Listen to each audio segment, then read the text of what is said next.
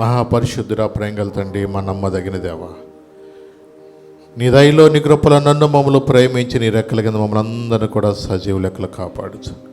నిన్ను స్తుతించి నిన్ను ఆరాధించడానికి మాకు ఇచ్చిన అవకాశం బట్టి వందనాలయ్యా. ప్రభా, ఎంత మంచి దేవుడు మాకున్న ప్రభా. అయ్యా, నిన్ను ఆరాధించడానికి, స్తుతించడానికి, నిన్ను ఘనపరచడానికి మాటి మాటికి మాకు ఇచ్చిన అవకాశాలు బట్టి కూడా వందనాలు తండ్రి. ప్రభా తండ్రి, నాయన మన్ను నిన్ను స్తుతించదని మమ్మల్ని అందరూ కూడా సజీవ లెక్కలు కాపాడుచున్న దేవానికి వందనాలు ప్రభా. పరిశుద్ధాత్ముడా, ఎండిపోయిన మా బ్రతుకులో కూడా నీ జీవాన్ని మాలోకి పంపించి ప్రభా తండ్రి నాయన అహరోను కర్ర ఎలాగైతే చిగురించి పుష్పించి బాదము పండ్లుగా ప్రభు మారినట్లుగా మా జీవితంలో కూడా మేము కూడా ఇంకనూ ప్రభా మోడిబారిపోయిన మా బ్రతుకులో కూడా చిగురించి పుష్పించి ఫలాలు ఇచ్చేవారుగా మా బ్రతుకులు కూడా సరిచేసి మాతో మాట్లాడండి. వచ్చిన ప్రతి బిడ్డ హృదయం ఎరిగిన దేవుడు కనుక ప్రభా, మాకు కావాల్సిన వాక్యాన్ని మాకు దయచేసి అయ్యా, ఈ యొక్క లేఖనాల ద్వారా మాతో ఏం మాట్లాడినా ఉన్నావో, మేమేం నేర్చుకోవాలో మాకు సహాయం చేయండి. నిద్రమత్తున పరధ్యానం మనసు విడిపించండి. ప్రతి విధమైన ఆటంకాలు, ప్రతి ఒక్క విధమైన తండ్రి, ప్రతి చీకటి కార్యాల నుంచి కూడా తప్పించి వాతావరణ కరెంటును స్వాధీనపరచుకోండి. సమస్తం మీ చేతులకు అప్పగిస్తూ వచ్చిన ప్రతి బిడ్డ హృదయాలు ఎరిగిన దేవుడు కనుక వారితో స్పష్టంగా మీరే మాట్లాడి మీ నామను మహిమ తెచ్చుకోమని నజడని యేసు నామము నడుచున్నాను తండ్రి. ఆమేన్. కూర్చున్నాం దయచేసి.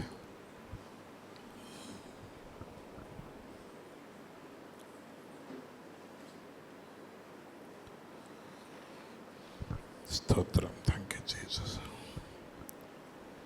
బైబిల్స్ ఉన్న వాళ్ళందరూ కూడా చూద్దాం దేవుని వాక్యము. సంఖ్యాకాండము 17వ అధ్యాయము 6వ వచనం నుంచి 8వ వచనం వరకు చదువుకుందాం. నాతో పాటుగా ఒక్కసారి బైబిల్స్ ఉన్న వాళ్ళందరూ కూడా చూడండి. సంఖ్యాకాండము 17వ అధ్యాయము 6వ వచనం నుంచి 8వ వచనం వరకు ఎవరన్నా బైబిల్లో నాకు చదివి సహాయం చేయండి అన్న. కాబట్టి మోషే ఇశ్రాయేలుతో చెప్పగా వారి ప్రధానులందరూ తమ తమ పితరుల కుటుంబములో ఒక్కొక్క ప్రధానునికి ఒక్కొక్క కర్ర చొప్పున 12 కర్రలను అతనికి ఇచ్చిరి. అహరోను కర్రయు వారి కర్రల మధ్య నుండెను. మోషే వారి కర్రలను సాక్ష్యపు గుడారములో యెహోవా సన్నిధిని ఉంచెను. మరునాడు మోషే సాక్ష్యపు గుడారములోనికి వెళ్లి చూడగా లేవి కుటుంబపుదైన అహరోను కర్ర చిగిర్చి ఉండెను. అది చిగిర్చి పువ్వులు పూసి బాదము పండ్ల గలదాయను. చాలు చూడండి. ఈ రోజున మనం ధ్యానించబోయే అంశము అహరోను కర్ర. ఏంటది? అహరోను యొక్క కర్ర. నిజమే, ఎందుకంటే ఈ యొక్క 17వ అధ్యాయంలో అహరోను కర్రను గురించి మనము ధ్యానించటానికి, దీని గురించి మనం తెలుసుకోవాలంటే 16వ అధ్యాయము కూడా మీరు చదవాలి. 16వ అధ్యాయంలో కూడా మీరు దాన్ని కొంచెం అంతకుముందు మనం ధ్యానించాం దాని విషయంలో. ఎందుకంటే ఈ యొక్క 16వ అధ్యాయంలో అక్కడున్న వారు కోరాహు, అలాగే దాతాను, అబీనదాబు, ఓను, అలాగే వీళ్ళందరూ కలిసి ఒక 250 మంది వాళ్ళు ఏం చేస్తారంటే, మోషేని అహరోన్నే వీళ్ళు దేవుడు ఏర్పరచుకున్నాడా, వాళ్ళే పరిశుద్ధులా, మేమందరం పరిశుద్ధులం కాదా, మీరే నాయకులుగా ఉండాలా, మేమందరం మీరు చెప్పినట్టుగా వినాలా అని వాళ్ళు తిరుగుబాటును వ్యక్తం చేసినట్లుగా మన 16వ అధ్యాయంలో చదువుతాం. మీరు కొంచెం కావాలంటే ఒక్కసారి చదివితే మీకు అర్థమవుతుంది. 16వ అధ్యాయంలోకి రండి ఒక్కసారి. 16వ అధ్యాయంలోకి వస్తే మొదటి నుంచి కొంచెం 3 వచనాలు కనీసం మీరు చదివితే అక్కడ మీకు కొంచెం లేవికి మునిమనుడును కహాతుకు మనుమడును ఇస్హారు కుమారుడునగు కోరాహు, రూబేనీయులలో ఏలియాబు కుమారులైన దాతాను, అబీరాములను, ఫేలేతు కుమారుడైన ఓనును యోచించుకొని ఇశ్రాయేలులో పేరు పొందిన సభికులను సమాజ ప్రధానులైన 250 మందితో మోషేకు ఎదురుగా లేచి మోషే అహరోనులకు విరోధముగా పోగుపడి, మీతో మాకిక పని లేదు, ఈ సర్వ సమాజములోని ప్రతి వాడును పరిశుద్ధుడే, యెహోవా వారి మధ్య నున్నాడు, యెహోవా సంఘం మీద మిమ్ముని మీరేలా హెచ్చించుకొనుచున్నారనగా. చాలు తల్లి. చూడండి, ఇక్కడ మనం గమనించినట్లయితే కోరాహు, అలాగే దాతాను, అబీరాములు, అలాగే ఈ ఓను అనే వాళ్ళు ఒక ఆలోచన చేశారు. ఏంటంటే వాళ్ళు ఈ యొక్క 250 మందితో కలిసి వాళ్ళందరూ కూడా మరి ప్రతివాడు కూడా సర్వ సమాజంలో పరిశుద్ధుడే, మరి కాబట్టి మీరెందుకు మిమ్మల్ని హెచ్చించుకుంటూ మీరే పెద్ద ప్రధాన యాజకుల్లాగా, మీరే దేవుడు మిమ్మల్ని పిలుచుకున్నట్లుగా మీరే అన్నిట్లో ప్రాముఖ్యత కోరుకుంటున్నారు అని తిరుగుబాటు అనేది అక్కడ మనకు కనబడుతుంది. నిజమే, ఎందుకంటే సామాన్యంగా మనుషుల్లో కూడా ఎప్పుడు కూడా ఒక అధికారం కావాలని, మేము కనపడాలని, మా యొక్క పెత్తనం ఉండాలని మనుషుల్లో ఎక్కువగా అది కనబడుతూ ఉంటుంది. అది మానవుల యొక్క సహజమే. కానీ లోకరీతిగా మనము హెచ్చించుకున్నట్టుగా ఒకవేళ మనం ఎదుగుదల కావాలని కోరుకోవచ్చేమో, కానీ దేవుడు పరిచర్యలో మాత్రము దేవుని యొక్క ప్రణాళికలో దేవుని తన చిత్తానుసారంగా ఎవరినైతే ఆయన పిలుస్తాడో, ఆయన ఎవరినైతే ఏర్పరచుకుంటాడో, ఎవరినైతే తన చిత్తానుసారంగా ఆయన లేపుకుంటాడో వాళ్ళు మాత్రమే యాజక ధర్మం అనేది నిర్వహించాలి. అందుకని మీరు 12 గోత్రాల్లో కూడా లేవి గోత్రం ఎప్పుడు కూడా సపరేట్గా ఉంటుంది. ఆ లేవి గోత్రం అనేవాళ్ళు దేవుని ఆరాధించడానికి ఏర్పరచబడిన గోత్రముగా ఆ గోత్రాన్ని మాత్రము ఎవరిని పరిపాలించడానికి అప్పగించాల. నిజమే, యోధా గోత్రము ఒక ప్రక్కన ఉన్నట్టయితే మిగిలిన 10 గోత్రాలు ఒక పక్కన ఉన్నాయి. కానీ లేవి గోత్రాన్ని మాత్రము ఎవరి చేతి కిందకి అయినా అప్పగించలేదు. నిజమే, ఇక్కడ మనం గమనించినట్లయితే వీళ్ళు ఎప్పుడైతే ఇలాగూ మరి మోషేకి అహరోనుకి వ్యతిరేకంగా సనగటము ప్రారంభించారు, ఈ సనగటాన్ని బట్టి మోషే కూడా దేవుని సన్నిధిలోకి వెళ్ళి ప్రార్థన చేశాడు. సరే, ఏదైనా ఎవరు పరిశుద్ధుడో దేవుని సన్నిధికి వెళితే తెలుస్తుంది కదా అన్న ఉద్దేశంతో మరి దేవుని సన్నిధిలో వెళ్ళి వాళ్ళు ప్రార్థన చేయడం ప్రారంభించినప్పుడు దేవుడు మోషేతో కూడా చెప్పాడు, అబ్బాయి మీరు మరి వాళ్ళతో ఇలాగూ ఎందుకు సనగటం ఎన్ని విషయాల్లో మరి నేను ఒక మాట చెప్తాను చెప్పేసి దేవుడు ఏమన్నాడంటే ఒక మాట చెప్పాడు. ఇక్కడ మీరు కొంచెం ముందుకు వెళితే 16వ అధ్యాయంలో 20-24వ వచనంలో అక్కడ ఒక పరీక్షలాగా జరుగుతూ ఉంటుంది. అప్పుడు యెహోవా మీరు ఈ సమాజంలో నుండి అవతలికి వెళ్ళి చూడండి, అక్కడ మీరు ఇలాంటి సనిగే సమాజంలో నుండి మీరు అవతలకు వెళ్ళిపోమని క్షణములో నేను వారిని ఏం చేస్తాను, నేను కాల్చివేయదునని మోషే అహరోనులతో చెప్పగా వారు సాగిలపడి సమస్త శరీరాత్మలకు దేవుడువైన దేవా, ఈ ఎక్కడను పాపము చేసినందున ఈ ఒక్కడు పాపము చేసినందున ఈ సమస్త సమాజం మీద నీవు కోపపడుదువా అని వేడుకొనిరి. అప్పుడు యెహోవా మోషేకు ఇలాగు సెలవిచ్చాను, కోరాహు, దాతాను, అభిరాముల యొక్క నివాసముల చుట్టుపట్ల నుండి తొలగిపోవుడని సమాజముతో చెప్పుము. చూసారా, ఆ సణిగే మనుషుల మధ్యలో నుండి మీరేం చేయాలి, మీరు అక్కడి నుంచి మీరు తొలగిపోండి, అక్కడికి వెళ్ళిపోండి, ఎందుకంటే నా ఉగ్రత రాబోతుంది. నిజమే, ఎందుకంటే దేవుడు ఏర్పరచుకున్న దేవుని యొక్క చిత్తానుసారంగా మరి మోషేను, అహరోను, మిరియామును దేవుడు వాళ్ళని ఏర్పరచుకుని ఆ దినమందు ఆ యొక్క ఎర్ర సముద్రం మాత్రమే కాదు కానీ ఫరో యొద్ద నుంచి కూడా దేవుడు తన చిత్తానుసారంగా మరి ఆ కుటుంబాన్ని ఏర్పరచుకొని ఒక నాయకులుగా వారికి ముందుండి నడిపించిన మోషే అహరోన్ల మీద ఇప్పుడు సర్వ సమాజంలో కొంతమంది, అంటే వాళ్ళలో లీడర్ ఎవరో కోరాహు, దాతాను, అభిరాము, ఓను, అలాగే వీళ్ళతో పాటుగా ఒక 250 మంది కలిసి వాళ్ళు ఏం చేశారంటే తిరుగుబాటును వాళ్ళు వ్యక్తపరుస్తున్నారు. వాళ్ళే పరిశుద్ధులా, వారే నాయకులుగా ఉండాలా, వాళ్ళే ప్రధాన యాజకులుగా ఉండాలా అంటూ వాళ్ళు తిరుగుబాటు చేస్తూ మాత్రమే కాదు కానీ సనగటం అనేది ప్రారంభమైంది. దేవునికి సనగటం అనేది ఇష్టం ఉండదండి. నిజమే, కొన్నిసార్లు మనుషుల్లో కూడా ఆ చిన్న చిన్న సనుగుళ్ళు ఉంటాయి. ఎందుకంటే సామాన్యంగా మన పిల్లలు ఎప్పుడు ఒక చోట పెట్టరు, తీసినట్టుగా పెట్టరు. వాళ్ళు కొంచెం వంట చేయమని చెప్పామంటే 10 గిన్నెలు చేస్తారు పిల్లలు, అది సహజమే ఏ ఇంట్లో అయినా సరే. అట్లాగే ఏదో ఒక ఇంట్లో తీసిన వస్తువు మళ్ళీ పెట్టరు పిల్లలు. కొంతమంది పెద్దవాళ్ళు కూడా అలాగే ఉంటాయి. కానీ తెలియకోకుండా ఇంట్లో ఈ పని ఒత్తిడి మీద ఈ ఆడవాళ్ళకి ఏమొస్తుంది లోపల సణుగుడు అనేది ప్రారంభమవుతూ ఉంటుంది.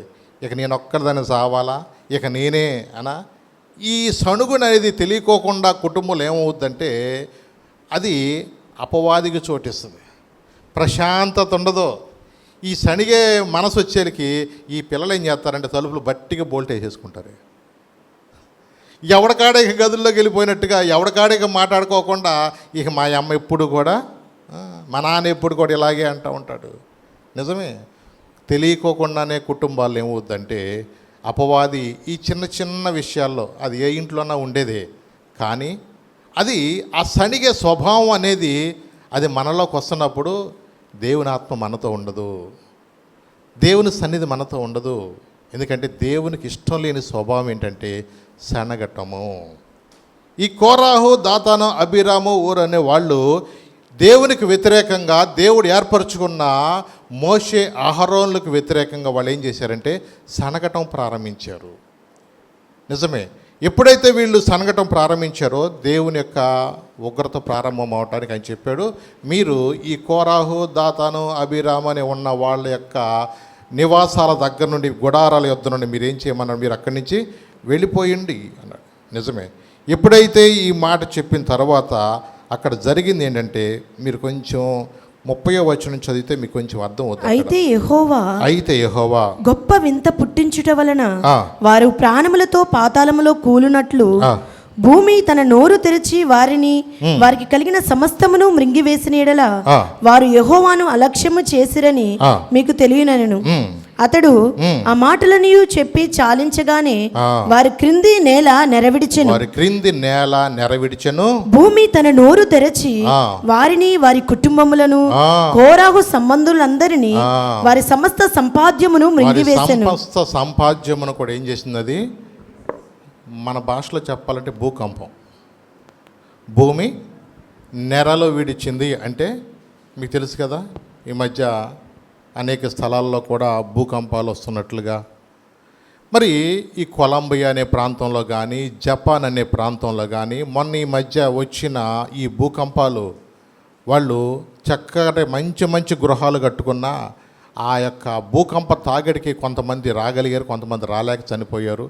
వాళ్ళు వచ్చి రోడ్ల మీద అలా నుంచుని అలా చూస్తుండగానే వాళ్ళ ఇల్లు అలా అలా అలా ఊగిపోతా, అలా కుప్పకూలిపోతూ ఉంటుంటే, కొన్నిసార్లు వాళ్ళు జీవితకాలంలో ఎంతో కష్టపడి వాళ్ళు సంపాదించుకున్న ఇల్లు వాళ్ళ కళ్ళ ముందే అలాగూ కూలిపోవటం చూసినప్పుడు కొంతమంది అలా గుండెలు కొట్టుకుంటూ ఏడుస్తూ రోడ్ల మీదే గడుపుతున్నారు. లోపల కనీసం వెళ్ళలేని పరిస్థితుల్లో ఆ ఇల్లు మా మీద ఎక్కడ పడిపోద్దో, ఎక్కడ కూలిపోద్దో అని భయంతో బ్రతుకుతున్న వాళ్ళు చాలామంది ఉన్నారు. నిజమేనండి. దేవుడు ఆ రోజున ఏమన్నంటే, మీరు వెళ్ళిపోండి అక్కడి నుంచి, వాళ్ళ యొక్క గుడారాల దగ్గర నుంచి మీరు వెళ్ళిపోతే నా ఉగ్రత వాళ్ళ మీదకి వస్తుందని చెప్పేసి దేవుడు ఏమన్నాడంటే ఆ యొక్క భూమికి ఆజ్ఞాపించాడు. మరి భూమి, సముద్రము ఇవన్నీ దేవుని మాట వింటాయి కదా. ఎందుకో తెలుసా, దేవుని యొక్క పరిచర్లో ఉన్న ఈ యొక్క మోషే, అహరోనులకి వ్యతిరేకంగా ఈ సర్వ సమాజంలో ఈ 250 మంది సనగటం ప్రారంభించినప్పుడు దేవునికి అది నచ్చల, దేవునికి ఇష్టం ఉండదు. నిజమే, ఎందుకంటే దేవుడు ఏర్పరచుకున్న వారి విషయంలో దేవుడి యొక్క ప్రణాళిక ఉంటుంది. ఎందుకు ఇశ్రాయేల్ విషయంలో కూడా మనం చూడండి, ఎప్పుడైనా సరే దేవుడు ఒకటే చెప్పాడు, మిమ్మల్ని ముట్టినవాడు తన కనుగుడ్డును ముట్టినట్టే అన్నాడు. దేవుని యొక్క బిడ్డలుగా దేవుని ఏర్పాటులో దేవుని యొక్క పరిచయలో ఉంటున్న వారిని ఎప్పుడు కూడా టచ్ చేయకూడదు, దూషణ మాటలు మాట్లాడకూడదు. అవునండి, ఎందుకంటే దేవుడి యొక్క ప్రణాళికలో ఉన్నాము. అందుకనే యాజకత్వం అనేది అది దేవుడు కోరుకునేది తప్ప, దేవుని పిలుపు తప్ప, ఒక మనిషి వచ్చి నేను పాస్టర్ని అయిపోతా, నేను సేవ చేసేస్తా అని ఎప్పుడు కూడా ముందుకు రాకూడదు. అది దేవుని ప్రణాళిక. సామాన్యంగా మనుషుల్లో ఒకరొకరు భయం. కొంతమంది అంటూ ఉంటారు, అయ్యా నేను సంపాదించిన డబ్బుల్లో నా జీతంలో సహం ఇచ్చేమని ఇచ్చేస్తా, కానీ ఆ పని నేను చేయలేనయ్యా అంటూ ఉంటారు. కానీ దేవుడి ఉద్దేశం ఏంటంటే, ఒరబ్బాయి నీ జీతం ఎందుకు నాకు, కానీ నువ్వు నాకు కావాలి అంటారు. నిజమే, ఈ రోజున కొన్నిసార్లు మనము ఆ పరిచర్య చేయాలంటే ఏదైనా మనుషులకు భయమే. అయ్యా ఎందుకంటే నీ పరిచర్యలో ఎక్కడైనా సరే జాగ్రత్తగా ఉండకపోతే, వాక్య భాగంలో ఏముంది తెలుసా, వినేవారికంట ఒకటే తీర్పు అయితే బోధించేవారికి 2 పాళ్ళు తీర్పు ఉంటుంది.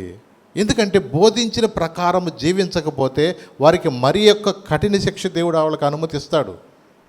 నిజమే కదా, బోధించే వాళ్ళు మాదిరికరంగా ఉండకపోతే, వాళ్ళు సరిగ్గా ప్రవర్తించకపోతే, అందుకని సంవత్సరానికి ఒకసారి ప్రధాన యాజకుడు కూడా ఆ యొక్క ప్రధాన యాజకుడు ఆ యొక్క గర్భగుడి అంటారు దాన్ని. మరి ఎప్పుడైతే ఆ యొక్క ప్రత్యక్ష గుడారంలో ఆ ప్రధాన స్థలానికి వెళ్ళే టైంలో చాలా జాగ్రత్తగా ఉండేవాళ్ళు, భయం వేసేవాళ్ళు. ఒకవేళ అక్కడికి వెళ్ళినాక మళ్ళా నేను ఏదైనా చనిపోతే గనక అని వాళ్ళు నడుముకు ఒక తాడు కట్టుకుని వాళ్ళు అక్కడి నుంచి వెళ్ళేవాళ్ళు. ఎందుకంటే వాళ్ళు ఒకవేళ దేవుని ఉగ్రత వచ్చి అక్కడే చనిపోతే గనక వాళ్ళని పట్టుకుంటా కూడా వాళ్ళు వెళ్ళకోకుండా తాడిచ్చుకుని ఏం చేసేవాళ్ళు, వాళ్ళని బయటికి లాగేసేవాళ్ళు. అవునండి, అలాగూ అంత నిజంగా అన్ని దేవుడి యొక్క ఆ దినాల్లో అలాగ పరిస్థితులు ఉండేవి.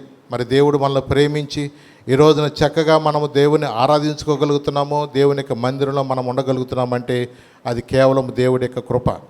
చూడండి, మనం గమనించినట్లయితే ఇక్కడ మరి దేవుడు ఏమంటున్నాడు, మీరు 17వ అధ్యాయంలోకి ముందుకు మొదటి నుంచి చదువుతాం. ఇప్పుడు వచ్చి యెహోవా మోషేకు ఇలాగ సెలవిచ్చాను, నీవు ఇశ్రాయేలుతో మాట్లాడి వారి యొద్ద ఒక్కొక్క పితరుల కుటుంబమునకు ఒక్కొక్క కర్రగా అనగా వారి ప్రధానులందరి యొద్ద వారి వారి పితరుల కుటుంబముల చొప్పున 12 కర్రలను తీసుకొని ఎవరి కర్ర మీద వారి పేరు రాయము. అంటే 12 గోత్రాలు సంబంధించింది. ఇప్పుడు ఒక పరీక్ష మొదలవుతుంది. దేవుడు ఎప్పుడు కూడా ఆ కాలంలో వాళ్ళని పరీక్ష చేయాలంటే కొన్నిసార్లు దేవుడు ఏం చేశాడంటే మీ 12 గోత్రాల పెద్దలను పిలవమనివాడు.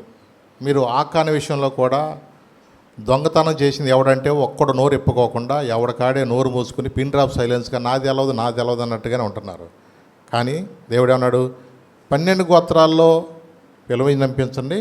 ఆ 12 గోత్రాల్లో ఎవరైతే చీటీని వేసినప్పుడు ఆ చీటీ ప్రకారం ఎవరైతే వస్తుందో వాళ్ళ కుటుంబాలు బట్టి చీటీ తీసినప్పుడు ఎవడైతే వద్దో వాడే దోషి అని ఆ కాలంలో అలా చెప్పాడు. ఎందుకు ఆ టైంలో అయినా కనీసం అయ్యా పొరపాటు చేశాను, నన్ను బట్టి ఇలా జరిగిందని ఒప్పుకుంటారేమో అని. నిజమే, ఈ రోజున దేవుడు కూడా కొన్నిసార్లు మనకు అవకాశం ఇస్తున్నాడు. నిజమే కదా. మీరు గమనించినట్లయితే నెబుకద్నెజరుకి ఎంత టైం ఇచ్చాడో తెలుసా మీకు? 12 నెలలు. గర్వించదాన్ని బట్టి ఎంత టైం ఇచ్చాడు? ఆ దర్శనము చూసిన తర్వాత 12 నెలల్లో దేవుడు అవకాశం ఇచ్చాడు. ఎందుకు ఇచ్చాడు? కనీసం సరి చేసుకుంటాక అవకాశం ఇచ్చాడు. కానీ అప్పుడైనా ఈ దర్శనాన్ని బట్టి తన హృదయంలో అయ్యో నేను ఇలాగ అనవసరంగా అనుకుంటున్నాను, ఇలాగ గ్రహిస్తున్నానే, అప్పటికి దానియేలు చెప్పాడు, అయ్యా మీలాంటి వాళ్ళకి అది రాకూడదని కూడా చెప్పాడు. కానీ నిర్లక్ష్యము. ఎందుకంటే మనుషుల్లో ఏంటంటే నా గురించి ఎవడో తెలుసుదిలే, నాకేమి అవదలే అన్న కొన్ని నిర్లక్ష్యం ఏమవుద్దంటే మనిషిని త్వరగా లోబడుకోకుండా విధేయత చూపించుకోకుండా మనిషిలో లోబడన స్వభావం. అందుకని ప్రారంభంలో దేవుడు చెప్పాడు, ఆదికాండంలోనే చెప్పాడు, నరులు చెడుతనమంట భూమి మీద గొప్పదనియు వారి తలంపుల్లోని ఊహంతా కూడా ఎల్లప్పుడూ కూడా ఎలా ఉంటుంది? కేవలం చెడ్డది. మనిషి యొక్క స్వభావమే అదేనండి. ఇంకో పెద్దవాళ్ళు ఇంకో మాట అన్నారు, పావు కంట తల్లా ఉంటుందంట కానీ మనిషి కంట నిలువెల్లా ఉంటుందంట ఆ విషయం. అలాగూ ఈ రోజున మనుషుల్లో ఏముంటుందంటే లోబడని స్వభావం, వ్యతిరేకించే స్వభావం. అందుకనే ఆయన అన్నాడు, వీళ్ళు ఇలాగో మాట్లాడుతున్నారు కదా, ఎవడ పరిశుద్ధుడో ఏంటో తెలుసుకుందాం అని చెప్పేసి మరి ఆ కాలంలో దేవుడు ఏమన్నాడు, భూకంపం వచ్చేటట్టు చేశాడు. ఆ తర్వాత వీళ్ళు వెళ్ళి మళ్ళీ ప్రార్థన చేసి అబ్బా ఇంతమంది చనిపోతున్నారని అంటే మళ్ళీ దేవుడు ఏం చేశాడు, మళ్ళా పాళెంలోకి తెగులు వచ్చేసింది.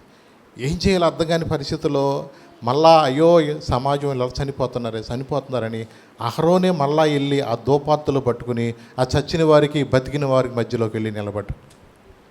చూడండి, నిజమేనండి.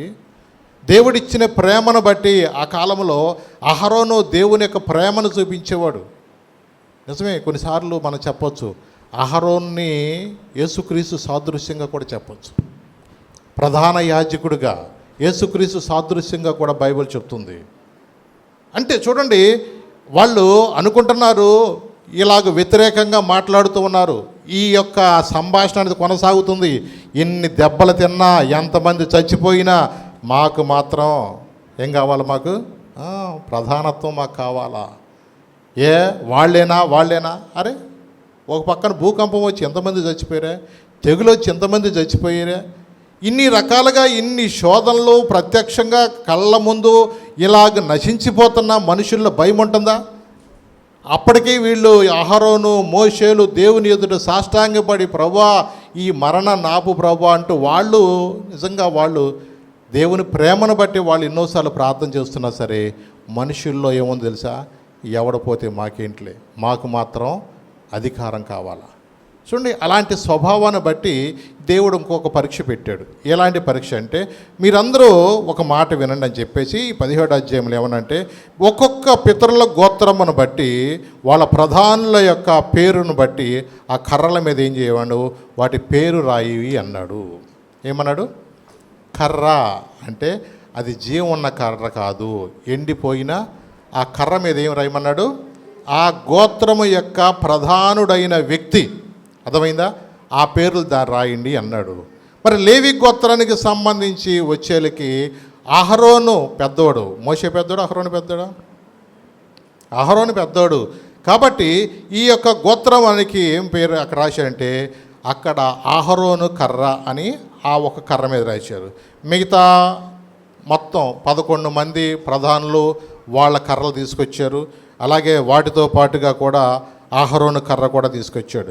ఈ కర్రలన్నీ తీసుకొచ్చినప్పుడు వాటిని ఏం చేశారు చదువుతాం 3వ వచనం నుంచి.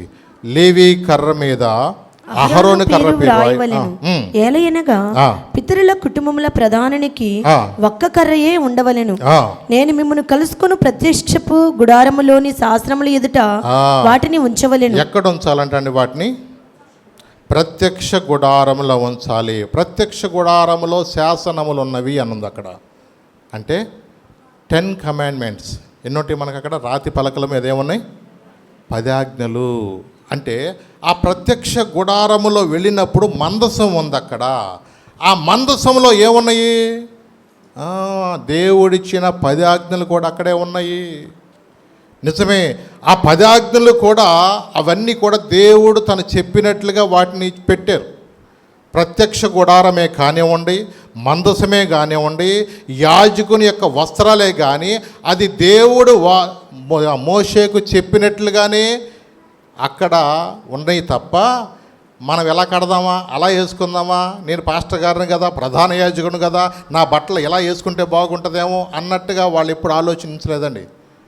దేవుడు మోషేకి చెప్పాడు, బాయ్ ఈ యొక్క నమూనా ఎలాగ ఉండాలి, ఈ ప్రత్యక్ష గుడారం అనేది ఈ తెరలతో, నిలువు తెరలు ఎలాగో, అడ్డ తెరలు ఎలాగో, ఎత్తు ఎలాగ ఉండాలా, దాని కొలతలతో సహా దేవుడు మోషేకి చెప్పినట్లుగానే ఆ గుడారాన్ని కూడా దేవుడు చెప్పినట్టుగా నిర్మించు.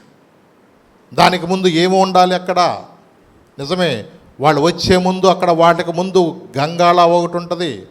ఆ గంగాళలో నుంచి నీళ్లున్నప్పుడు ఆ కాళ్ళు కడుక్కునే వాళ్ళు లోపలికి వెళ్ళాలి.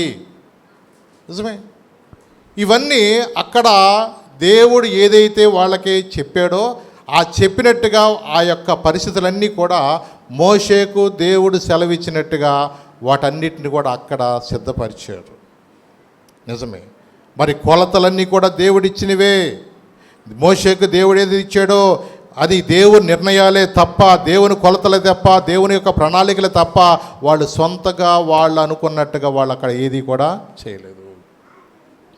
అవును, ఆ యొక్క ప్రత్యక్ష గుడారములో ఏమున్నాయి, మళ్ళా రాతి పలకల మీద ఏమున్నాయి, 10 ఆజ్ఞలు. దేవుడు తన చేవ్రాతతో రాసిన 2 రాతి పలకల మీద 10 ఆజ్ఞలు కూడా అక్కడే ఉన్నాయి. ఈ యొక్క 12 కర్రలను తీసుకెళ్ళి ఇప్పుడు ఎక్కడ పెట్టాలా చూడండి, అక్కడ మళ్ళా చదవండి ఒకసారి. నేను మిమ్మల్ని కలుసుకుని ప్రత్యక్ష గుడారంలో శాసనం ఎదుట వాటిని ఉంచవలెను. అప్పుడు నేను ఎవరిని ఏర్పరచుకుందునో వాని కర్ర చిగురించును. ఇశ్రాయేలీయులు మీకు విరోధముగా సణుగుచుండు సణుగులు నాకు వినబడకుండా మాన్పివేయుదును. ఆ రోజుతో క్లోజ్. ఏ కర్ర అయితే చిగురిస్తుందో, సామాన్యంగా కర్ర చిగురించాలంటే ఏం కావాలండి చెప్పండి? నీరు అవసరమా? ఎన్ని తిప్పలు పడుతున్నాం అసలు మొక్క బతకాలంటే. మరి ఆ మొక్క బతకాలంటే దానికి కావలసిన వాతావరణం ఉండాలా, శీతోష్ణ స్థితి సరిగ్గా ఉండాలా, నీరు ఉండాలా, నేల ఉండాలా. ఇవన్నీ మనము జాగ్రత్తగా ఒక కర్రను భూమిలో పాతినప్పుడు దానికి కావలసిన వాతావరణం ఉండాలి, నీరు ఉండాలా, అలాగే సూర్యరశ్మి ఉండాలా, దానికి నేల ఉండాలా. ఇవన్నీ కూడా ఒక మొక్క చిగురించాలంటే అవన్నీ ఉండాలి. కానీ ఇక్కడ అహరోను కర్రను ఏం చేశారంటే ఆ 12 కర్రల మధ్యలోనే పెట్టారు. ఏమో కొన్నిసార్లు మీరే మధ్యలో అలాంటి కర్ర తీసుకొచ్చి పక్కన పెట్టారు అంటారేమో అని ఆ పేరున్న కర్రను ఎక్కడ తీసుకొచ్చి పెట్టారు, వాళ్ళన్నిటికన్నా మధ్యలో పెట్టించారు. చూడండి, ఎప్పుడైతే ఇవన్నీ కూడా అక్కడ సెట్ చేశారు. ఇంకా కింద చదువునాను ఒకసారి, 6వ వచనం చదువు. కాబట్టి మోషే ఇశ్రాయేలీయులతో చెప్పగా వారి ప్రధానులందరూ తమ తమ పితరుల కుటుంబములలో ఒక్కొక్క ప్రధానునికి ఒక్కొక్క కర్ర చొప్పున 12 కర్రలను అతనికి ఇచ్చిరి. 12 కర్రలు అతనికి ఇచ్చిరి. అహరోను కర్రయు వారి కర్రల మధ్య ఉండెను. అహరోను కర్ర ఎక్కడ ఉందండి? వారి కర్రల మధ్యలో ఉండని. నిజమే, ఈ కర్రలన్నీ కూడా జీవం ఉన్న కర్రల, ఎండిపోయిన కర్రలే చెప్పండి. చూడండి, ఆ ఎండిపోయిన కర్రల్లాగా ఉన్న పేరు రాయబడిన ఆ కర్రల్లోకి చిగురు ఎలా వస్తుంది? నాకు ఈ మాట చదివినప్పుడు ఎండిపోయిన ఎముకలు గుర్తొచ్చింది నాకు. నిజమే, అక్కడికి వెళ్ళి అడుగుతారు కదా, అక్కడ ఎహెచ్కేలు 37 చూడండి ఒకసారి. ఎహెచ్కేలు 37వ అధ్యాయంలో కొంచెం అక్కడ యెహోవా హస్తము నా మీదకి వచ్చెను. యెహోవా హస్తము నా మీదకి వచ్చెను. నేను ఆత్మవశుడనై ఉండగా యెహోవా నన్ను తోడుకొని పోయి ఎముకలతో నిండియున్న ఒక లోయలో నన్ను దింపెను. ఆయన వాటి మధ్య నన్ను ఇటు అటు నడిపించుచుండగా ఎముకలు అనేకములు ఆ లోయలో కూడా ఏమైపోయినాయండి? ఆ లోయలో కనబడి కేవలము ఎండిపోయినవి. ఎలా ఉన్నాయంటే కేవలము ఎండిపోయినవి. ఆయన అన్నాడు, నరపుత్రుడా ఎండిపోయిన ఈ ఎముకలు బ్రతకగలవా అని ఈ ఎముకలు బ్రతకగలవా?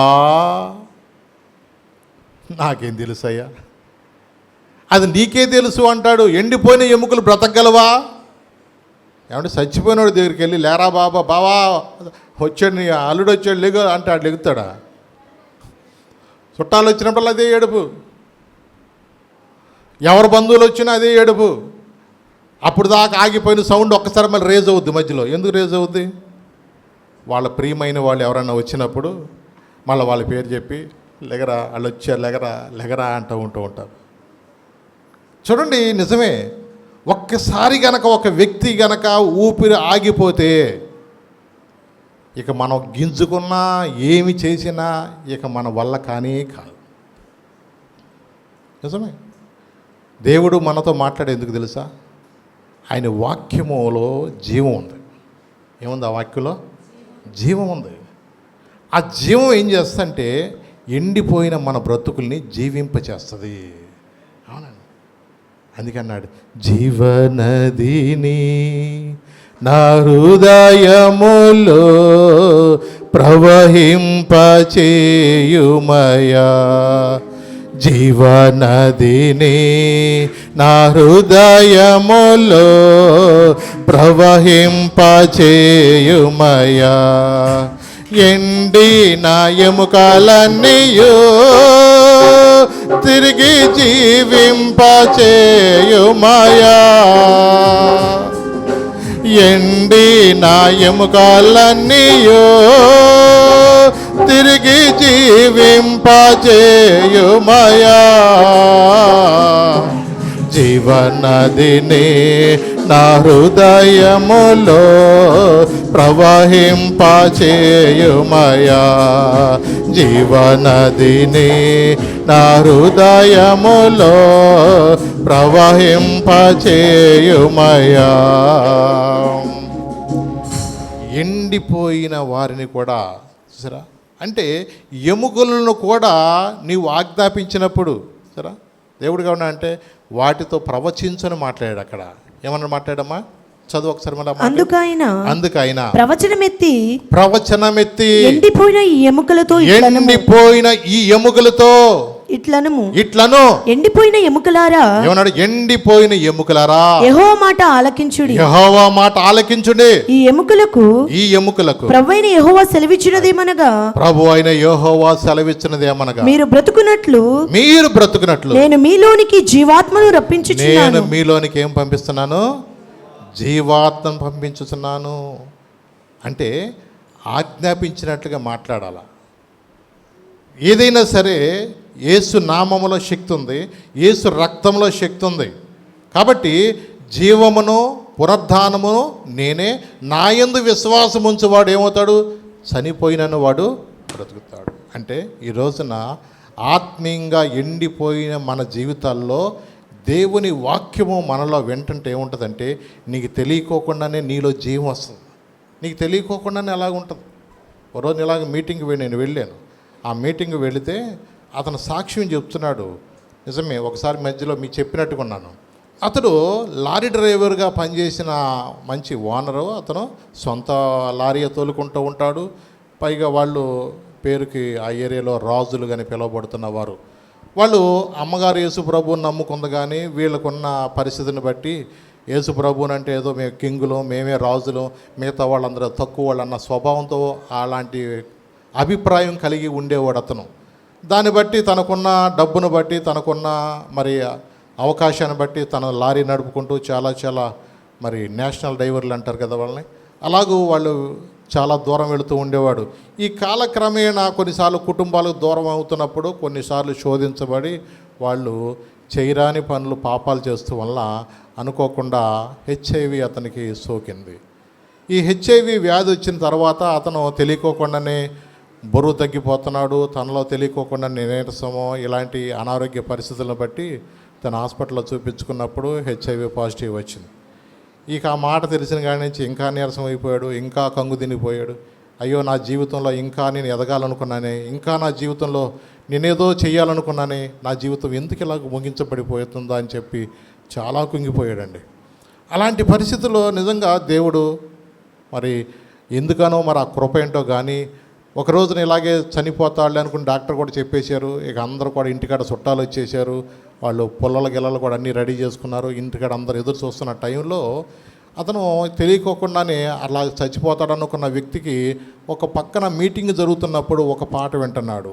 ఆ యొక్క స్వరము చక్కగా ఉంటున్నాడు అక్కడ. ఆ పాట ఎప్పుడైతే తనలో నుంచి వింటున్నాడో అక్కడ ఆ యొక్క పాట వింటున్న ఆ సమయంలో తెలియకోకుండానే అతని కోసమే దేవుడేదో పంపిస్తున్నట్టుగా అర్థమైందా? అతని కోసమే ఎవరో నిజంగా ఆ పాట పాడుతున్నట్టుగా ఆ యొక్క పాట తన హృదయంలో అన్వయించుకుంటూ ప్రారంభించాడండి. ఎప్పుడైతే తన హృదయంలో తను అన్వయించుకుంటూ ఆ పాటను బట్టి నిజంగా తను ఎప్పుడైతే ధ్యానిస్తున్నాడో తను తెలియకోకుండానే తన జీవితంలో స్వస్థత రావడం ప్రారంభించిందంట.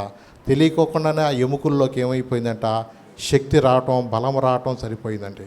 ఎప్పుడైతే ఇలాగూ కార్యక్రమం జరుగుతూ ఉందో నిజంగా తనకు తెలియకోకుండానే అమ్మ నన్ను వాష్రూమ్ తీసుకెళ్ళమన్నాడంట, కొంచెం అన్నం పెట్టమన్నాడంట, ఆహారం తెలుసుకున్నాడంట.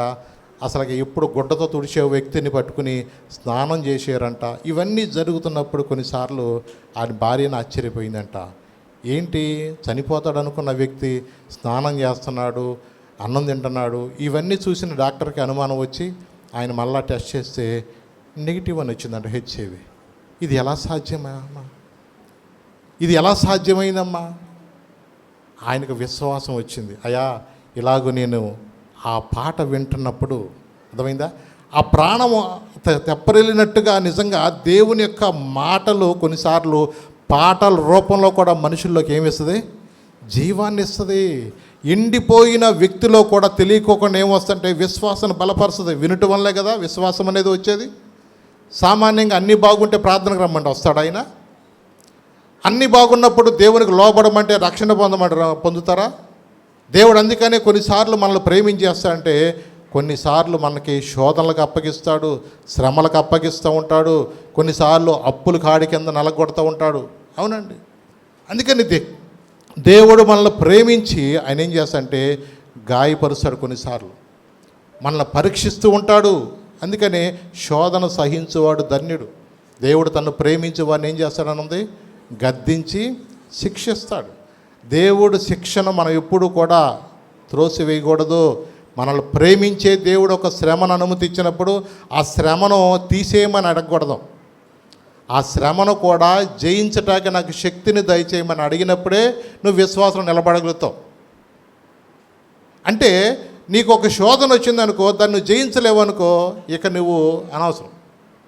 గొలియాత్ అనే వ్యక్తి కనుక రాకపోతే దావీదు ఏమన్నా సౌలు గారి ఇంటికి అల్లుడు అయ్యేవాడా? చెప్పండి.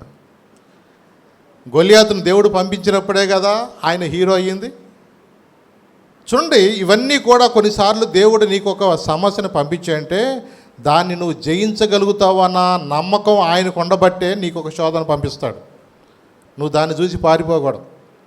ఏదేమైనా దేవుడు కొన్ని శోధనలు, శ్రమలు పంపించినప్పుడు వాటిని జయించే శక్తి నాకు ఇవ్వమని అడిగితే దేవుడు నిన్ను ఇంకా ఉన్నతమైన మెట్లు తీసుకెళ్తాడు. నేను ఈ పరీక్ష రాయను అంటే ఎవడంటే ముందుకెళ్ళేది చెప్పండి? మీరు ఎవరైనా పరీక్షలు రాయకుండా పైకి వెళ్ళారా? హైయర్ స్టడీస్కి ఎవరైనా వెళ్తున్నారా?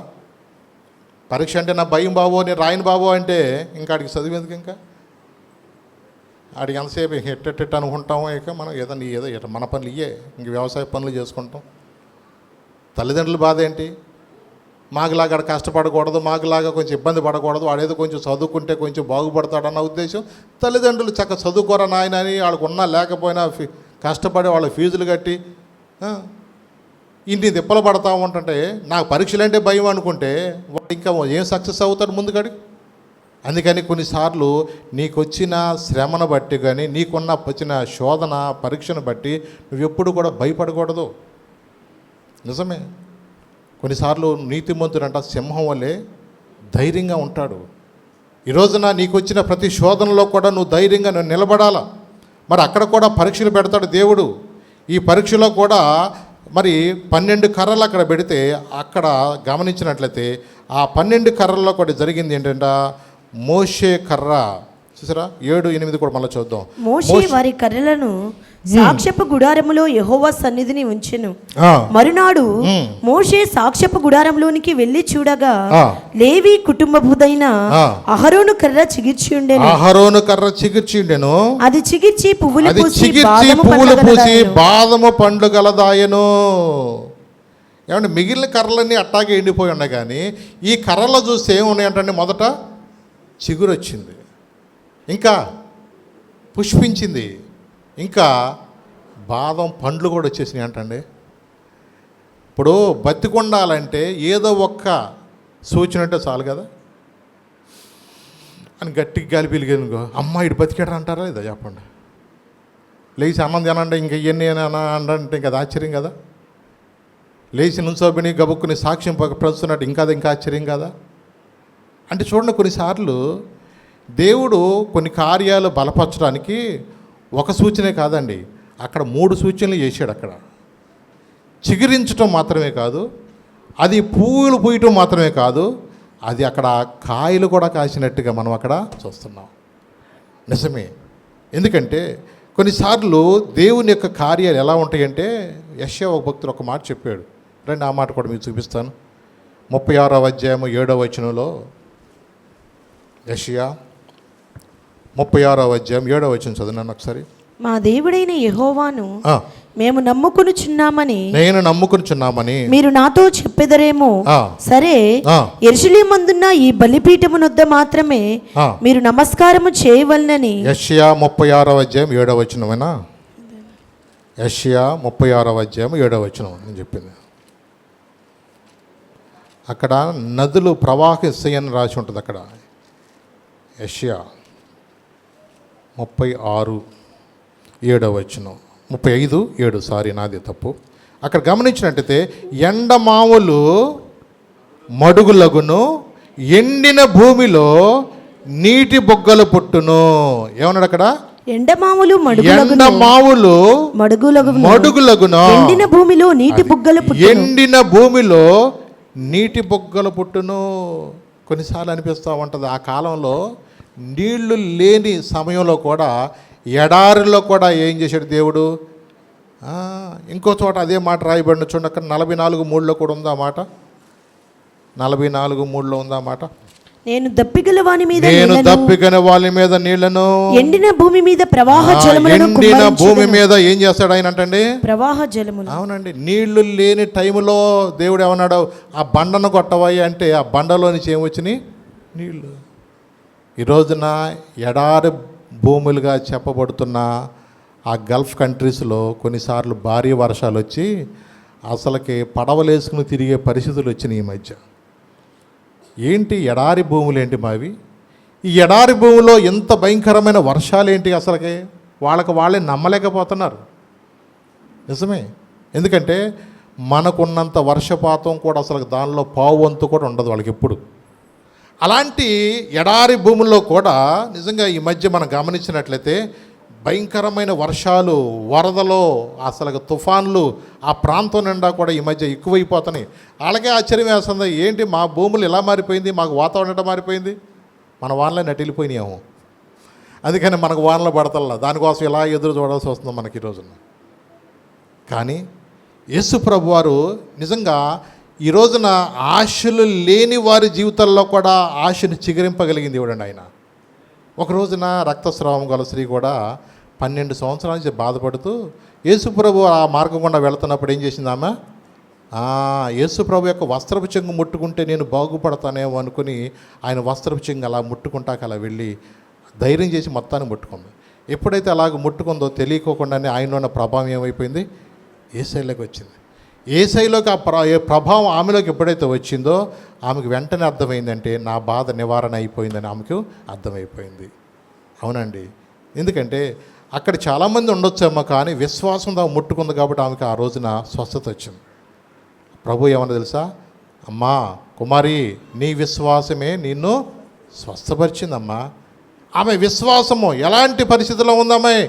12 సంవత్సరాల నుంచి ఆ బాధపడుతున్న ఆమెలోకి తెలియకోకుండానే నిజంగా ఆ ఎండిపోయిన ఆమె జీవితంలోకి ఆశలు ఏమైపోయినాయి?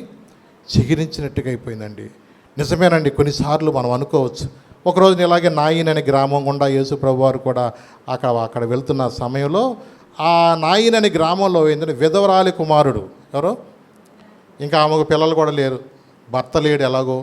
ఇక ఉన్న కుమారుడు కూడా యవ్వన కాలంలో ఉండి చనిపోయినప్పుడు ఆ పాడి మీద అలా కట్టుకు తీసుకెళ్ళిపోతూ ఉంటుంటే ప్రభువారు ఏం చేసేది తెలుసా? వెళ్ళి ఆ పాడిని అలా ముట్టాను అని రాయబడింది అక్కడ. ఆ ముట్టినప్పుడు ఏమైంది? జీవం అనేది ఆ యొక్క వ్యక్తిలోకి వెళ్ళిపోయింది. ఆ జీవం ఎప్పుడైతే ఆయనలోకి వెళ్ళిందో వాళ్ళు లేచి కూర్చున్నాడు. చూడండి, కొన్నిసార్లు ఇలాంటి కార్యాలు దేవుడు ఎన్నో చేశాడు. లాజరో బయటికి రా అనగానే ఏమైపోయాడు? ప్రేత వస్త్రంలో కలిగిన వాడు కూడా లేచి ముందుకు వచ్చాడు. నిజమేనండి. చిన్నదానా లే అనగానే యాయిరు కుమార్తెలోకి ఏమైపోయింది? జీవం వచ్చేసింది. కొన్నిసార్లు మనం అనుకుంటాము, ప్రభా నీ మాటలో ఇంత శక్తి ఉందా, నీ యొక్క చేతులు ఎంత ప్రభావం ఉందా, నీ వస్త్రపు చెంగులో ఎంత ప్రభావం ఉందా? నిజమేనండి. కొన్నిసార్లు మనం ఇలాంటి పరిస్థితులు గుండా ఎన్నోసార్లు మనం వెళుతూ ఉన్నప్పుడు కూడా ఒకటి ప్రభు చెప్పిందంటే, నమ్ముట నీ వల్ల అయితే నమ్ము వానికి సమస్తము సత్యము. శ్రమలు శోధనలు నన్నవరించగా అజ్ఞానము చేని హీనమవ్వగా మరణపు కోరలు నా చుట్టూ చేరగా నీ కృపతో నన్ను బ్రతికించితివే. శ్రమలు శోధనలు నన్నవరించగా అజ్ఞానము చేని హీనమవ్వగా మరణపు కోరలు నా చుట్టూ చేరగా నీ కృపతో నన్ను బ్రతికించితివే.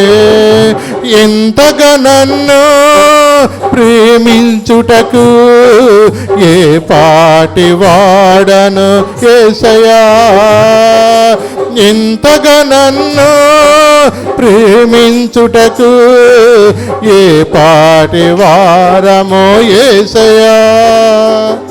నీ కృపకు ఎల్లప్పుడు కృతజ్ఞుడను, నీ కృపకు ఎల్లప్పుడు కృతజ్ఞుడను. కృపయే కృపయే నేనేమయ్యున్నాను నీ కృపయే. కృపయే కృపయే నే బ్రతికయున్నానంటే కృపయే. అర్హత లేకున్నా ప్రేమించావు, ఇది కేవలం నీ కృపయే.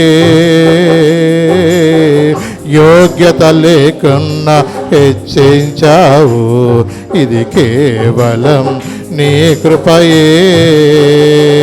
కృపయే కృపయే నేనేమయ్యున్నాను నీ కృపయే కృపయే కృపయే నే బ్రతికయున్నానంటే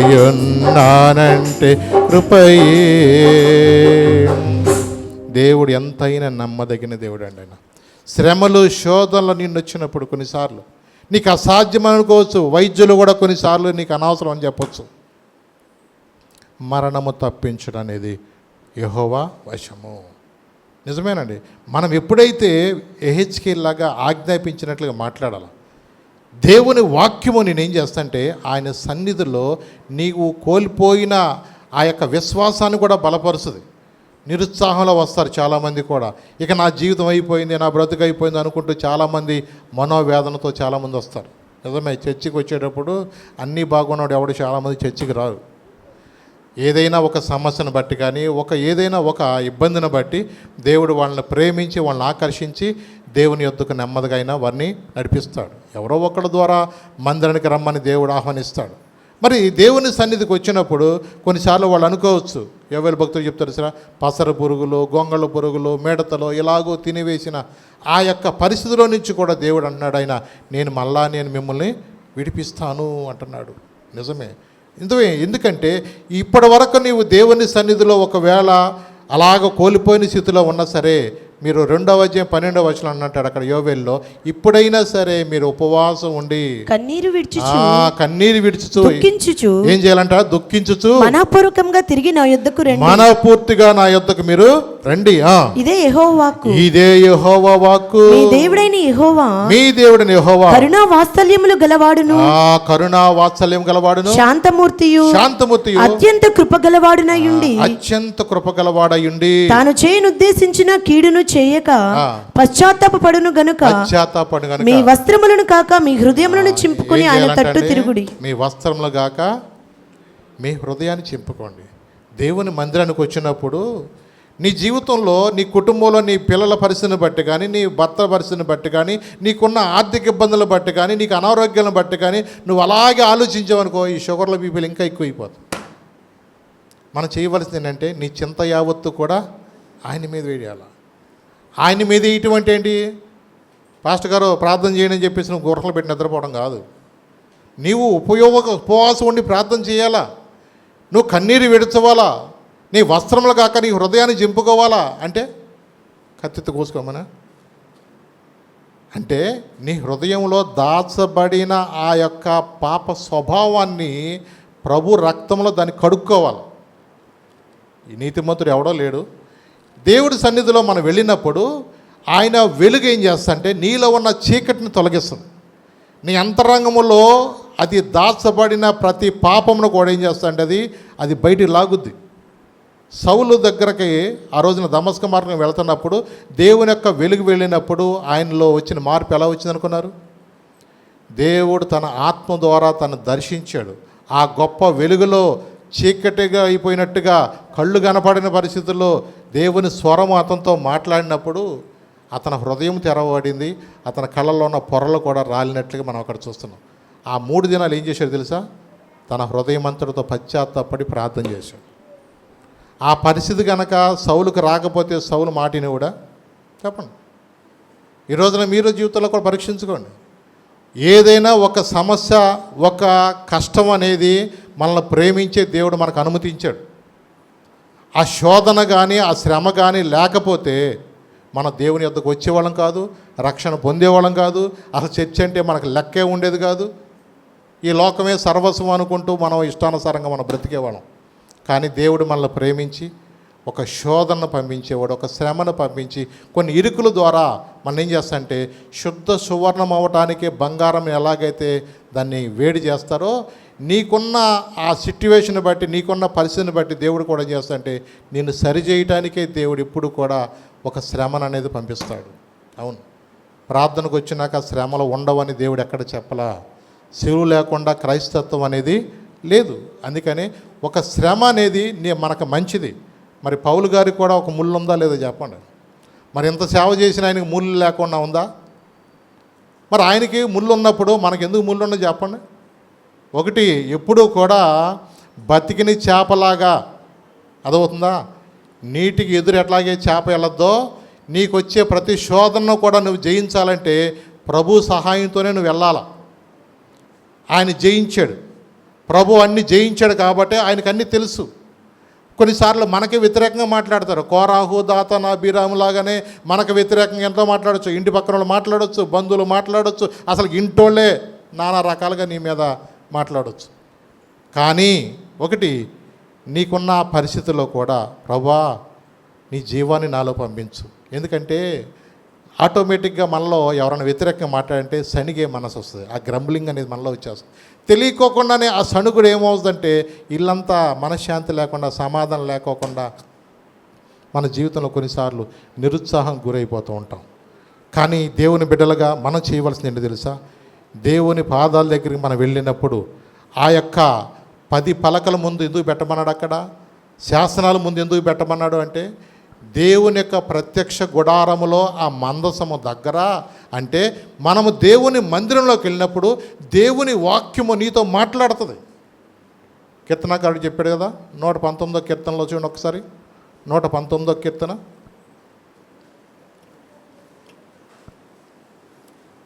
తీసారా?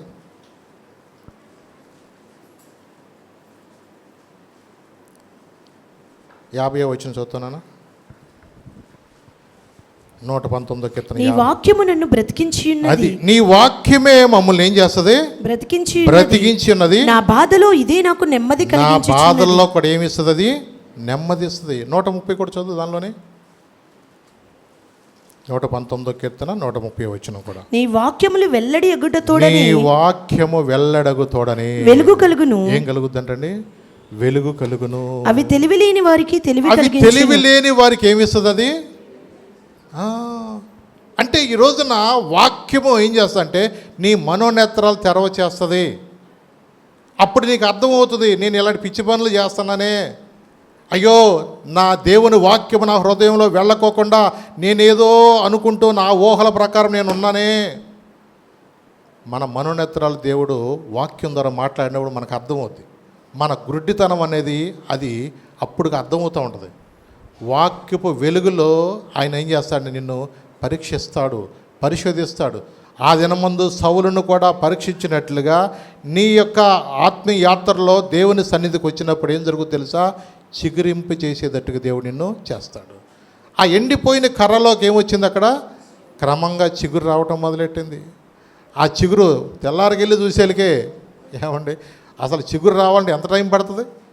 కానీ ఆ 12 కర్రలు అలాగే పెట్టున్నప్పుడు మరి ఎవరు వెళ్ళకూడదు. మరి దానిలో వెళ్ళాలంటే చాలా కష్టం. ఆ ప్రత్యక్ష గుడారాన్ని అందరూ వెళ్ళకూడదు. చూస్తే అక్కడ నెమ్మదిగా అహరోను అని పేరు రాసిన ఆ కర్ర మీద ఏముంది? అక్కడ చిగురు మొదలైంది. చిగురుతో పాటుగా ఏమొచ్చింది? అక్కడ పూలు పోస్తూ ఉన్న మొదలెట్టినాయి. అలాగే ఇంకా బాదము పండ్లు అని ఉంది అక్కడ. ఏ పండ్లు వచ్చేసినాయి అక్కడ? బాదము పండ్లు. విలువైనది ఏంటండి చెప్పండి? ఎందుకంటే విలువ లేని వ్యక్తికి కూడా దేవుడు ఒక విలువనిస్తాడు. మన జీవితంలో ఎండిపోయినట్టుగా మనం ఉండొచ్చేమో, కానీ నిజంగా ఒక విలువ లేని వ్యక్తికి కూడా విలువిచ్చేది దేవుని యొక్క కృపేనండి. నిజమే. అప్పుడు దాకా మనకు ఎరా ఓరే అన్నవాడు కూడా దేవుని తెలుసుకున్నప్పుడు, దేవుని సన్నిధిలో మనం వెళ్తున్నప్పుడు కొన్నిసార్లు మనకి ఎంతో మర్యాద ఇస్తారు. నిజమే. కొన్నిసార్లు తెలియని మర్యాద, తెలియని యొక్క నిజంగా ఆ యొక్క అలా మనం కొన్నిసార్లు రోడ్డు మీద వెళ్ళొచ్చు. మనం చూడంగానే గబుక్కుని అటు సిగరెట్ తాగుడు కదా టక్కన వాడు ఇట్టా అంటాడు, అటు తిరుగుతూ ఉంటాడు. ఏంటి మనం ఏమన్నామని? అసలు మనం చూడంగానే ఆ కారును చూస్తే చాలు కూర్చున్నవాడు అటు తిరిగి ఉన్నవాడు కూడా గబుక్కునమ్మో గబుక్కుని లేచి నుంచుంటాడు. ఆ దేవుడు నుంచోమన్నాడు అంటే తెలియకోకుండా మనలో ఏముంటుంది? ఘనత. దేవుని నువ్వు ఎప్పుడైతే ఘనపరుస్తావో దేవుడు నిన్ను ఆటోమేటిక్గా ఏం చేస్తాడు? ఘనంగా చేస్తాడు. నిజమే. మన బాగోపోతే ఎవడన్నా పట్టించుకుంటాడు చెప్పండి? అప్పుడు దాకా నీతో పిచ్చాపాటి సెంటర్లో మాట్లాడినాడు ఒక్కడన్నా వచ్చి ఎరబ్బా తిన్నావా, ఉన్నావా, ఎలా ఉన్నావు అని ఒక్కడ పలకరించేవాడు ఉంటాడు. అన్నీ ఆ స్నేహితులు నమ్మేగా నువ్వు చర్చికి రాంది. ఆ స్నేహితులు నమ్మే కదా నువ్వు దేవునికి దూరంగా తిరిగి అంట తిరిగినాడు. మరి ఇప్పుడు ఎవడు వస్తున్నాడు నీ దగ్గరికి? అవునండి. నీళ్ళు ఉంటేనే కప్పలు వస్తాయి, బెల్లం ఉంటేనే ఎగలు వస్తాయి. లేకపోతే తిన్నావా, ఎలా ఉన్నావు, ఏమైనా జరుగుబాటు అవుతుందా, నిన్ను ఒక్కడు పట్టించుకోడు. కానీ ఎండిపోయిన కర్రకు కూడా దేవుడు అంటున్నాడు, ఆయన యొక్క మందసమ దగ్గరికి వెళితే దేవుని యొక్క రాతి పలకల మీద రాయబడిన దేవుని శాసనాల దగ్గరికి వెళ్తే ఆ ఎండిపోయిన కర్రలో కూడా ఏమొచ్చిందంటండి, చిగురించింది అంటండి. చిగురించడం మాత్రమే కాదండి, అది పుష్పించింది అంటండి. ఇది పుష్పించడం మాత్రమే కాదండి, అది బాదము పండ్లుగా కూడా అది కాసినాయి అంటండి. నిజమే. దేవుని బిడ్డలుగా మనం ఎప్పుడైతే దేవుని సన్నిధికి వస్తామో, మరి ఫలించెడు కొమ్మనందు ఒక అతని పేరు యోసేపు. తన జీవితంలో పాపం అనుకోలేదు, నా పరిస్థితి ఇలా అయిపోద్దని అనుకోలేదు. కానీ దేవుడు ఆ వ్యక్తిని ఏం తెలుసా, ఐగుప్తులో ఉన్నతమైన స్థానంలో పెట్టాడు. ఒక ఫలించెడు కొమ్మగా అన్నదమ్ములందరూ కూడా, మరి వాళ్ళందరూ కూడా పోషించడానికి దేవుడు ఆయన వాడుకున్నాడు. మరి వాళ్ళ దృష్టిలో వాడు చచ్చిపోయాడు అనుకోవచ్చు, ఒకవేళ ఎక్కడో బానిసగా బతుకుతున్నాడేమో అనుకోవచ్చు. కానీ ఊహించని కార్యములు చేయగలిగిన దేవుడు మనం ఆరాధించే దేవుడు. అందుకని ఎండిపోయిన స్థితిలో ఉన్న ఆ కర్రలను తీసుకెళ్ళి ఎక్కడ పెట్టాడు తెలుసా, ప్రత్యక్ష గుడారంలో పెట్టాడు. అంత మాత్రమే కాదు, మందసము శాసనములు ఎదురుగా వాటిని పెట్టు అన్నాడు. తెలియకోకుండానే దానిలోకి చిగురు రావటం ప్రారంభించిందండి. నిజమే. ఎందుకంటే ఈ రోజున దేవుని బిడ్డలుగా మనం ఆయన సన్నిధికి వెళ్ళినప్పుడు ఆయన మహిమను చూస్తాము, ఆయన శక్తిని అనుభవిస్తాము. అంత మాత్రమే కాదు, రూపాంతర అనుభవంలో కూడా దేవుడు మనల్ని ఏం చేశాడు, ఆయన మారుస్తాడు. అప్పటి వరకు ఎండిపోయిన కర్రే, దానికి తెలియకోకుండానే చిగురు వచ్చేసింది, పువ్వులు పూసింది, పుష్పించిపోయింటాం. ఇవన్నీ చూసినప్పుడు కొన్నిసార్లు దేవుడు ఏంటి ఇంత దేవుడు నిజంగా ఇలాంటి గొప్ప కార్యాలు చేస్తాడా? ఒక ఆనవాలు కాదు, అక్కడ బ్రతికుంటకి 3 ఆనవాలు. నీ జీవితంలో కూడా అలాంటి ఆనవాలు ఇస్తాడు. ఎండిపోయిన ఉన్న నీ జీవితాన్ని చిగురింప చేయగలిగింది దేవుడు ఆయనే. ఇంకా ఆయన ఏం చేస్తా తెలుసా, చిగురు అంటే అర్థం ఏముంది తెలుసా, దానిలో జీవము అని ఉంటుంది. చిగురు అంటే ఏముంది, అక్కడ ప్రాణము, జీవం ఉంది. ఆ జీవం అంటే ఎవరు గుర్తొస్తుంది చెప్పండి, అది యేసు ప్రభు సూచనగా ఉంటుంది. యేసు ప్రభు వారు మరణించి తిరిగి లేచారు కదా ఆయన. అలాగే ఆయన బ్రతికున్నప్పుడు అనేక మందిని బ్రతికించారు. అలాగే ఆయన చనిపోయిన తర్వాత మరణాన్ని కూడా జయించి, ఓ మరణమా నీ ముళ్ళు ఎక్కడ, ఓ మరణమా నీ విజయం ఎక్కడని చెప్పేసి ఈ రోజున ఎండిపోయిన ఎముకలుగా బ్రతుకుతున్న మన జీవితాల్లో, ఎండిపోయిన కర్రలుగా ఉంటున్న మన జీవితాల్లో ఆ రోజు ఒక్క అహరోను కర్రలోనే చిగురు వచ్చిందేమో, కానీ ఈ రోజున ఆయన సన్నిధికి వచ్చిన ప్రతి వ్యక్తిని కూడా, అందుకన్నాడు, ప్రయాసపడి భారం మోసుకొంచున్న సమస్త జనులారా నా యొద్దకు రండయ్యా, నేను మీకు విశ్రాంతినిస్తానయ్యా, నా కాడి సులువయ్యా, నా భారము తేలికని ఈ రోజున అందరికీ దేవుడు చెప్తున్నాడు. అవునండి, దేవుని యొక్క పరిచర్లో మనం ఉండటానికి మనం అందుకని అన్నాడు, మీరు రాజులైన యాజక సమూహము అంటున్నాడు పేతురు భక్తులు చూస్తే. అవునండి, దేవుని బిడ్డలుగా దేవుని పరిచర్య చేయడానికి ఆ దినమందు అహరోను లాంటి ఒక్క వ్యక్తికే ఇవ్వచ్చేమో, కానీ ఈరోజు ఇక్కడ ప్రతి ఒక్కరికి మనకు ఆ బాధ్యత దేవుడిచ్చాడు. సాక్ష్యం ప్రకటించవచ్చు, దేవుని సాక్షిగా నువ్వు నిలబడవచ్చు. దేవుని పరిచర్య కొరకు దేవుడు నిన్ను సిద్ధపరచుకుంటే, ప్రభా నీ పరిచర్యలో నన్ను కూడా వాడుకో, ఏ పని అప్పగించినా సరే. అవునండి, పువ్వులు పూయటం అంటే తెలుసా, పరిమళాన్ని వెదజల్లుతుంది. ఏం చేస్తుంది పువ్వు? నిజమే కదా. ఏదన్నా చక్కగా జాస్మిన్ కానీ ఏదన్నా ఉన్నాయనుకోండి, అలాగ కొంచెం మనసు గట్టిగా లాగాలనిపిస్తుంది. ఎందుకు? ఆ పరిమళాన్ని నువ్వు బయటికి వెళ్ళినప్పుడు కూడా ఆ పుష్పాలుగా నువ్వు ఎప్పుడైతే వికసిస్తావో నీలో ఉన్న ఆ యొక్క ఫ్రాగ్రెన్స్ ఏం చేస్తుందంటే అనేక మందికి అది దీవెనకరంగా ఉంటుంది. ఒక పరిమళ ఇచ్చే వ్యక్తిగా నీవు ఉంటావు. అంత మాత్రమే కాదండి, బాదము పండ్లుగా ఉన్నాయి. అవునండి, సామాన్యంగా బలమిచ్చే ఆహారంగా బాదాన్ని చెప్తాం. అర్థమైందా? బలమిచ్చే ఆహారముగా బాదాన్ని ఎక్కువగా తీసుకుంటూ ఉంటారు. మీరు ఏ స్వీట్స్ అన్నా తీసుకోండి, వాటిల్లో గార్నిష్ చేయటానికి ఏముంటుంది? బాదం పాలు చూసుకోండి పోనీ. ఎందుకు? ఇవన్నీ కూడా బలాన్ని ఇచ్చేది. అంటే దేవుడు ఇచ్చేది మామూలు బలము కాదండి, ఉన్నాటిలో శ్రేష్టమైనగా దేవుడు చేయాలి నిన్ను కోరుకుంటున్నాడు. నువ్వు ఫలించే వ్యక్తిగా మాత్రమే కాదండి, అనేక మందికి బలం ఇచ్చే వ్యక్తిగా దేవుడు నిన్ను వాడుకోవాలని ఇష్టపడుతున్నాడు. అవునండి, దేవుని యొక్క ఆలోచనలు ఏంటో తెలుసా? ఈ లోకంలో నిజంగా నిన్ను చిగురింపు చేయటం మాత్రమే కాదండి, నిన్ను అనేక మందికి పరిమళ వాసనగా ఉండటం మాత్రమే కాదండి, అనేక మందికి ఫలించడి వ్యక్తిగా ఆ దినమందు యోసేపుని చేసినట్లుగా నిన్ను నన్ను కూడా చేయాలని ఆయన కోరుకుంటున్నాడు. వాళ్ళలో సనుగులు ఆగిపోయింది ఆ రోజుతోటి.